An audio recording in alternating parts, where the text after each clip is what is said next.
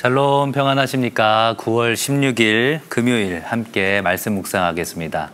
사무엘상 27장 1절로 7절까지의 말씀인데요. 적진 가운데 정착하다 이렇게 되어 있죠. 이 적진이 어디일까요? 바로 다윗과 그의 일행들이 이제 사울 왕을 피하여서 블레셋 한복판으로 들어가게 되는 정치적인 망명을 하게 되는 그러한 상황. 그 가운데서도 하나님의 보호와 은혜를 덧입는 그러한 모습을 우리가 함께 본문을 통해서 살펴보겠습니다. 내용 관찰 1번을 볼까요? 다윗이 블레셋으로 피한 이유는 무엇입니까? 1절에 보시면 다윗이 생각하는 장면이 기록이 되어 있죠.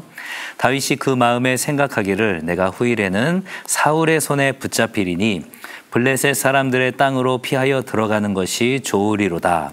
사울이 이스라엘 온 영토 내에서 다시 나를 찾다가 단념하리니 내가 그의 손에서 벗어나리라 하고, 사무엘상 21장에 보면 이미 다윗이 블레셋 가드로 피신을 한 적이 있었죠. 그때는 골리앗을 죽인 지 얼마 되지 않은 상황이어서 많은 의심을 받는 상황이었고, 그래서 이 아기스 앞에서 수염에 침을 흘리며 미친 척을 하였던 그런 때가 있었습니다.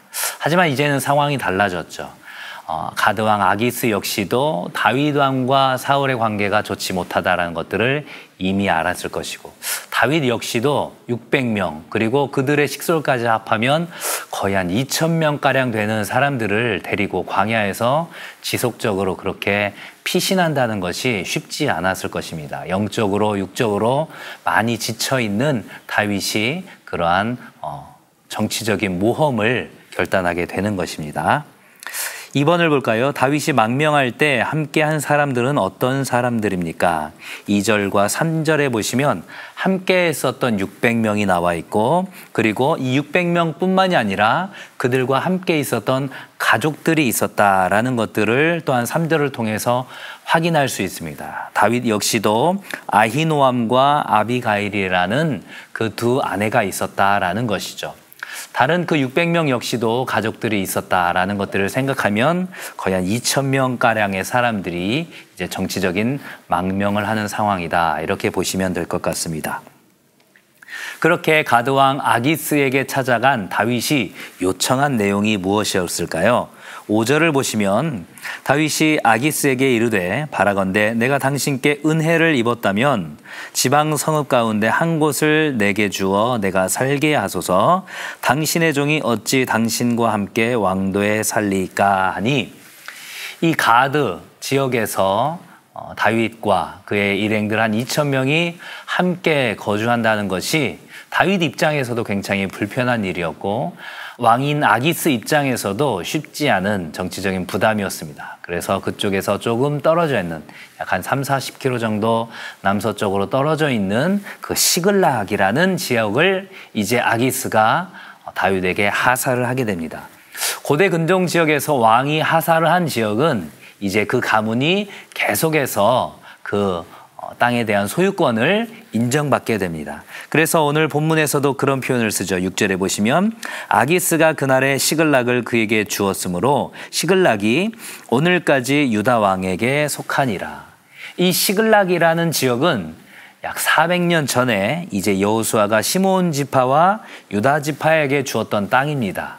그러나 제대로 정복하지 못했었는데 이제 다윗이 가드왕 아기스를 통하여서 이 땅을 하사받음으로써 다시금 이제 이스라엘의 땅으로 회복되는 그러한 일도 우리가 확인을 할 수가 있습니다.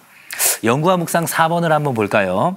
다윗이 적군 블레셋으로 다시 들어가는 모험 속에서 어떤 은혜를 누렸는지 묵상해 봅시다.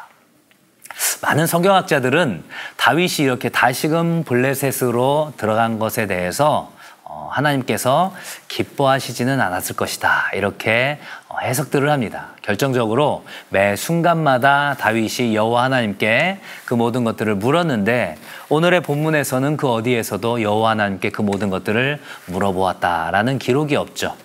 그의 영적으로 육적으로 굉장히 지쳐있는 상황이고, 많은 식솔들을 이제 광야 생활을 하는, 피신 생활하는 가운데 현실적인 판단을 한 것이죠. 그러한 현실적인 판단이었지만 하나님께서는 은혜를 베풀어 주셨습니다. 어떠한 은혜를 주셨습니까? 바로 이 시글락이라는 지역을 안전하게 보호해 주셨고 그곳에서 원수의 목전에서 상을 받는 그런 은혜를 주셨죠. 그래서 시편 23편에 보면 다윗이 이렇게 고백을 합니다. 우리가 너무나도 잘 알고 있는 시편 23편의 5절에 보시면 주께서 내 원수의 목전에서 내게 상을 차려주시고 기름을 내 머리에 부으셨으니 내 잔이 넘치나이다. 그의 적이었던 블레셋, 그 앞에서 지금 하나님께서 상을 차려주시는, 먹을 것을 공급해 주시는 그 은혜를 지금 다윗과 그의 일행들이 경험하고 있다라는 것입니다. 삶의 적용 5번을 볼까요? 하나님께서는 가장 적절하게 예상치 못한 방법으로 다윗을 보호하셨습니다. 나의 삶에도 필요한 은혜를 주시는 하나님을 신뢰하고 있는지 생각해 봅시다. 앞서서 계속 말씀드린 것처럼 다윗과 그의 일행들은 굉장히 많이 지쳐있는 상황이었죠. 그래서 정치적인 모험을 할 수밖에 없었고 그곳에서 어떤 일을 당할지 알 수 없는 상황이었습니다. 하지만 그 가운데서도 하나님께서는 시글락이라는 하나님께서 여호수아를 통하여서 그렇게 이스라엘 백성들에게 주셨던 그 옛 땅을 다시금 회복하게 하시고 그곳 가운데서 잘 정착할 수 있도록 정말로 생각할 수 없었던 그러한 은혜를 하나님께서 주셨다라는 것이죠. 우리 역시도 정말로 생각할 수 없는 상황 가운데서 생각하지 못한 방법으로 하나님께서 주시는 그 은혜들이 있습니다. 그 은혜들에 감사로 반응하면서 하나님께서 이 모든 것들을 나에게 주신 이유가 무엇일까? 다윗에게 주신 이유는 무엇이었을까요? 지금 이 다윗의 사울 왕을 피신하여 가는 이 피신의 과정이 거의 막바지에 달아 있는 이 상황 가운데서 하나님께서 다윗과 그의 일행들을 먹이시고 회복하는 과정이었습니다.